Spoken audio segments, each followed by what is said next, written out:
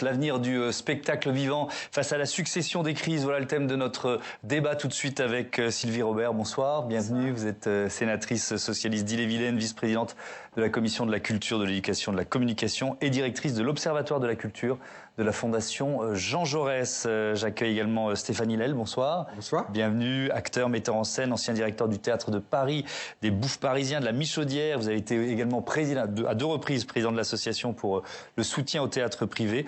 Et vous mettez en scène en ce moment la pièce Femmes en colère au Théâtre de la Pépinière qui démarre au mois de janvier, 19 janvier prochain. Jacques Nerson, bonsoir. Bonsoir. Bienvenue à vous. Vous êtes critique théâtre à l'Obs et puis au Masque et la Plume sur France Inter. Mathieu Croissando, évidemment, est resté à mes côtés. Peut-être un point d'étape pour commencer, Sylvie Robert. Comment vont le spectacle vivant, le théâtre, aujourd'hui, avec cette crise énergétique qui fait suite à la crise Covid? C'est vraiment, je parlais de succession des crises, on est en plein dedans. Oui, alors je ne vais pas dire qu'il va mal parce que j'ai pas envie de commencer par une note négative, mais c'est vrai que post-pandémie, j'avais fait un rapport à l'époque qui parlait d'incertitude et de préoccupation. On a réouvert les théâtres parce que quand même ils ont été fermés. Hein, moi, je ne l'oublie pas. On a réouvert et ce qui s'est passé était inattendu. Guerre en Ukraine, crise énergétique, inflation, point d'indice. Du coup, c'est vrai que c'est une rentrée, je dirais, ou en tout cas une rentrée, c'est une situation nuancée. C'est-à-dire qu'à la fois, le public revient. Alors, on en parlera, mais très différemment selon les lieux, selon les territoires, selon l'offre qui est donnée. Mais en même temps, on ne sait pas du tout si ça va durer, comment ça va durer.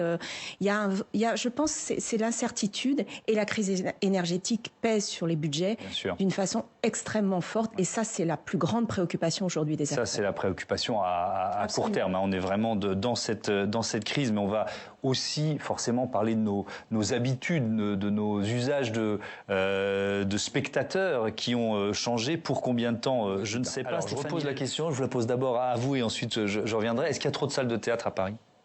Moi, je ne crois pas, mais après, trop de salles de théâtre privées ou, écoutez, moi, je pense pas qu'il faille raisonner comme ça. Je crois que après, la question, c'est qu'est-ce qu'on offre dans ces salles.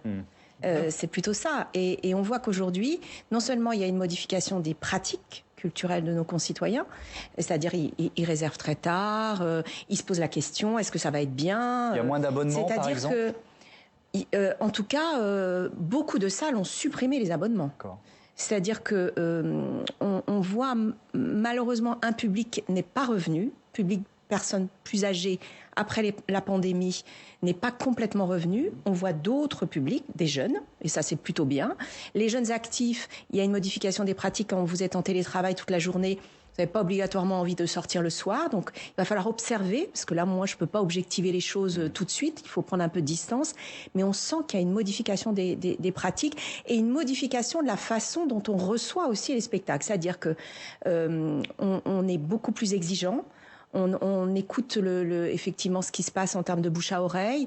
Je pense qu'il y avait beaucoup moins toutes ces questions avant la pandémie, même si ça commençait et ça s'est aggravé. Et moi, je pense que en termes de création, et je termine là, de qualité de création, d'offres, il faut voir ce qui est effectivement donné. Et après, on peut se dire, voilà, qu'est-ce qui se passe. Mais je suis pas sûre. Moi, je dirais pas qu'il y a. Moi, je suis toujours ravie quand il y a plein de théâtres. Moi aussi, j'aime bien quand il y a une offre. Voilà, moi, je ne vais pas dire qu'il y en a trop. On va revenir à votre rapport parce que finalement, Mathieu l'évoquait, le changement de nos habitudes de spectateurs, de consommateurs de spectacles, de divertissement, de culture, il est évidemment lié à la crise Covid. Quentin Calmet, vous pouvez nous rejoindre tout de suite sur ce plateau. Rebonsoir. Un rideau de théâtre. Oui, avec un très belle entrée théâtrale, le rideau s'ouvre. On va donc retrouver plusieurs rapports d'ailleurs menés ici au Sénat et faire le bilan de l'action de l'État auprès du secteur de la création après la crise. Voilà, le Parlement contrôle l'action de l'État. On a donc lu avec attention vos rapports qui reviennent un petit peu sur toutes les aides, par exemple, qui ont été proposées depuis mars 2020 à tous ces acteurs du spectacle vivant. On va les voir. On parle par exemple de l'activité partielle ou encore d'un fonds de solidarité, les exonérations ou aides au paiement des cotisations sociales, les prêts garantis par l'État ou encore encore l'année blanche pour les intermittents. Alors, quelques jours après le remaniement, on avait vu sur votre plateau, Thomas, Roselyne Bachelot faire un peu le bilan de ces 2 années au ministère de la Culture. Écoutez un résumé de ce qu'elle disait sur ces 2 années d'action. Ce que j'ai voulu, d'abord, j'étais en mission commando. Je l'ai considéré comme ça, 22 mois, 682 jours pour sauver la culture, ce que nous avons fait. Enfin, partout, il y a des structures qui ont fermé.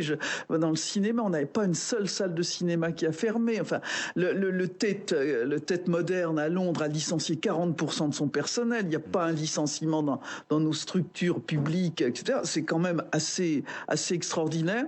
Et puis, j'ai voulu aussi que les choses continuent. Je n'ai pas fait que de l'urgence. Voilà, un mot sur les budgets de la culture, sur cet aspect du budget de la culture qui est en hausse depuis 2021. On voit les crédits pour 2021, ils sont à 861 millions d'euros. Ceux pour 2022, 915 millions d'euros, auxquels sont venus s'ajouter donc 400 millions d'euros du plan de relance. Et c'est ça aussi que vous avez analysé au Sénat dans un second rapport. Vous avez regardé qui étaient les principaux bénéficiaires de ce plan de relance. Alors, on trouve les théâtres privés et de variété en première position. Ils ont recueilli près de 40% du plan de relance. Viennent ensuite les grands opérateurs nationaux de la création, l'Opéra national de Paris, la Comédie française ou encore la Grande Halle de la Villette. Et enfin, seuls 20% des crédits, vous l'avez dit dans votre rapport, sont déconcentrés, c'est-à-dire situés en dehors de Paris, avec les aides liées au plan de relance qui vont s'arrêter à la fin de l'année 2022. Thomas, ce qui inquiète quand on sait que les structures sont aussi percutées par la hausse des prix de l'énergie. Oui, effectivement. Merci Quentin pour ces explications. Sylvie Robert, il y a un peu une sorte d'effet ciseau, c'est-à-dire que là, il faut commencer à rembourser notamment les prêts garantis par l'État pour certains théâtres, et ils doivent le faire alors que il y a moins de spectateurs, on a fait le constat, il y a moins de spectateurs qui viennent et il y a un coût de l'énergie qui devient vertigineux. Donc, oui, c'est ça, c'est indéniable qu'il y a eu une augmentation des crédits, donc ça on ne peut pas ne pas le dire, et d'ailleurs je le dis dans mes rapports. Pour autant, quand je parlais de rentrée nuancée ou en tout cas d'inquiétude, c'est que l'effet ciseau entre la hausse de l'énergie, mais qui va être très impactante pour beaucoup d'établissements. Ils sont en train aujourd'hui beaucoup ont déjà mesuré les factures, ça va être multiplié par 3, 4, voire c'est assez... je vous parle même pas des grands opérateurs nationaux, ça va être assez vertigineux. Quand vous dites grands opérateurs nationaux, c'est-à-dire les grands établissements. Imaginez bien que des grands opéras, etc. Ça va la facture est encore plus importante. Je crois que Didier Fusilier parle de je ne sais plus combien de multiplié par 7, je crois. Donc c'est vrai que c'est énorme en plus la Villette. Donc de toute façon, l'effet ciseau, il va être là. Et c'est vrai que entre ces hausses de coûts, inflation aussi, le contexte, vous le disiez très justement, de personnes qui certes reviennent, mais on ne sait pas si elles vont pouvoir continuer à venir parce qu'il y a la question de l'essence, parce que voilà, la question de l'offre, de l'exigence, des modifications des pratiques. Tout ça fait qu'à un moment, oui, moi je parle de temps de l'incertitude. On est encore dans ce temps d'incertitude aujourd'hui qui préoccupe et qui inquiète. Est-ce que ça touche tout type de spectacle ? Est-ce qu'aussi bien le stand-up, les humoristes, les comédies musicales ont la même désaffection ou subissent la même crise que les pièces de théâtre en tant que telles ? Je pense que le stand-up, non. Mais bon, je crois que ça marche très bien. Je crois que ça marche beaucoup mieux. Ça marche beaucoup mieux parce que ce sont des presque désolant pour moi, mais ça marche beaucoup mais mieux. C'est ce que je vois aussi. C'est ce qu'il faut voir et ce qui me désole. Il y a quelque chose qui me... Il n'y a que le stand-up qui plaise aux jeunes actuellement. Qui m'inquiète, c'est que il ne faudrait pas, que ce soit dans le théâtre privé que dans le théâtre public, qu'à un moment... on différencie les spectacles en fonction du temps, par exemple, du spectacle. Et ça, ce serait terrible. C'est-à-dire, s'il dure 1 heure, on y va. S'il dure 3 heures, c'est juste pas possible. Et moi, j'entends encore autour de moi... Non, c'est un peu différent. Je pense que le cinéma, c'est différent. Il y a d'autres facteurs qui expliquent aujourd'hui la désinfection, et ça, c'est un vrai sujet. On se dit combien de temps ça dure. Est-ce que, poser la question du temps n'est pas aujourd'hui, insensé. Quand vous allez à un spectacle de théâtre, beaucoup maintenant me demandent combien de temps il dure. Et quand je dis 3 heures, tu vas voir un spectacle de 3 heures. Oui, il y a un entracte, mais voilà, la question du temps. Et du coup, le stand-up, c'est des formes très courtes. rapide. Enfin, on peut s'ennuyer, je reste poli, dans un spectacle de stand-up d'une heure et être passionné par un spectacle de 3 heures, évidemment. C'est en tout cas des facteurs qu'il va falloir regarder avec beaucoup d'acuité, parce que derrière, c'est la question de la diversité, c'est la question de l'ensemble de la nature, comme vous le disiez. Si on va et de l'adaptation au public, quand même, j'y reviens. Un élément pour rester sur cette question du prix, finalement, le pass culture, qui permet un accès aux plus jeunes au spectacle vivant, mais pas seulement, au musée, à la culture en général. Il s'ouvre désormais dès l'âge de 15 ans. Ça représente, vous le voyez, un budget de plus de 208 millions d'euros pour l'année prochaine, avec une hausse de 9 millions et demi. Sylvie Robert, là aussi, bon... Alors, on ne va pas expliquer tout le système du pass culture, c'est un peu compliqué, à 30 € là, à 15 ans, et puis ensuite, bref, on peut en bénéficier jusqu'à 24 mois après 18 ans, et ça peut monter jusqu'à 300 € si j'ai bien tout compris. Est-ce que ça rajeunit vraiment le public des salles ou le public des musées? Alors, quand le pass culture a été créé, moi j'avais appelé ça un chèque culture, qui était tout simplement un chèque donné aux jeunes pour aller voir ce qu'ils connaissaient déjà. Et d'ailleurs, c'est ce qui se passe. Sur la part individuelle, ce qu'on appelle la part individuelle, ils vont... Alors, on a beaucoup parlé des mangas pour les librairies, vous savez. Après, j'espère qu'ils achètent d'autres ouvrages, me disent les libraires. Mais bon, les mangas, la musique, les concerts, et puis aussi beaucoup le cinéma. Le théâtre, quand vous regardez les fréquentations, ils n'y vont pas spontanément. Ils n'y vont pas spontanément parce que tout simplement, dans leur parcours de jeunes, on leur a peut-être pas, pour un certain nombre d'entre eux, ouvert les portes d'un théâtre, ou en tout cas, on leur a pas dit tiens, tu peux aller au théâtre. Et c'est là que moi, je reprochais beaucoup au pass culture de n'être qu'un chèque. Maintenant, il y a la part collective. C'est intéressant. C'est une bonne évolution qui va permettre... C'est quoi la part collective ? Part collective, c'est ce que vous avez dit, c'est-à-dire que en fait, c'est au lycée, et maintenant, ça va être au collège. C'est-à-dire qu'en fait, ils ont un peu d'argent pour pouvoir aller eux-mêmes voir un spectacle ou faire ce qu'ils souhaitent, en fait. Et l'école, l'établissement scolaire peut aussi bénéficie d'argent. Et donc va organiser éventuellement et ouvrir un peu l'horizon. Voilà, ce que j'espère, c'est qu'à un moment, ce soit un des leviers pour ce qu'on appelle l'éducation artistique et culturelle, qui permettent de travailler sur des parcours de jeunes.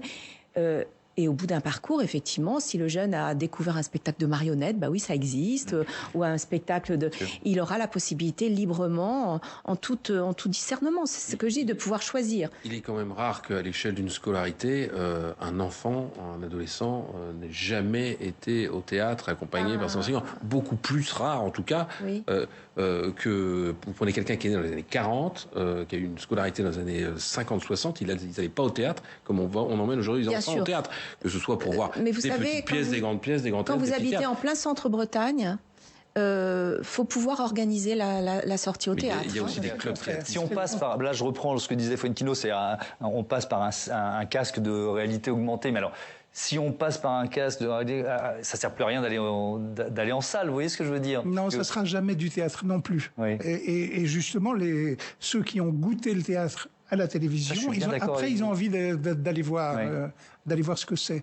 Et au fond, c'est ce qui nous est arrivé à nous aussi. Dans ma génération, on a découvert essentiellement le théâtre à la télévision dans des émissions comme Au Théâtre ce soir, qui n'étaient pas forcément la crème de la crème, mais bon. C'était du théâtre populaire. Et ça nous a donné envie d'aller après au théâtre. Donc, je ne pense pas que ce soit antinomique. Sylvie Robert, sur cette question, finalement, ce que disait Roselyne Bachelot, est-ce qu'il y a un moment, c'est trop tard, quoi? On n'est que dans l'université numérique, on n'a pas lu un livre à 40 ans ou à 50 ans et on n'ira jamais au théâtre. Même si on n'a pas lu à 40 ans, on peut à un moment lire à 50 ans parce qu'il peut y avoir une association qui... Enfin, voilà, dans la vie, je pense qu'il faut tout le temps être optimiste et se dire que la culture, la connaissance est en tout cas à la portée de tout le monde. C'est en tout cas ce qui me porte et ce qui m'anime depuis tant d'années. Moi, j'appelle ça la réalité augmentée. C'est-à-dire que je n'oppose jamais. Et je pense qu'au contraire, ça peut jouer comme une réalité augmentée, c'est-à-dire comme une envie de pouvoir effectivement, à la fois avoir peut-être sur sa tablette, mais d'aller en salle. Je pense que il faut pas opposer et tous les moyens sont bons. Tous les moyens. Après, moi, ce qui m'interroge tout le temps, c'est le contenu. C'est la question du contenu.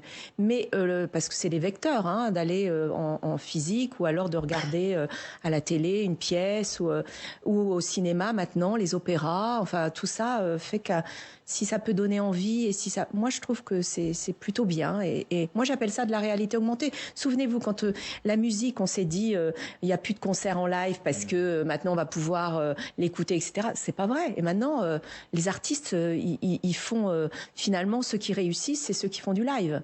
C'est pas ceux qui sont sur Spotify ou sur Deezer. Prochain. Merci à tous d'avoir participé à ce débat. Et je vous dis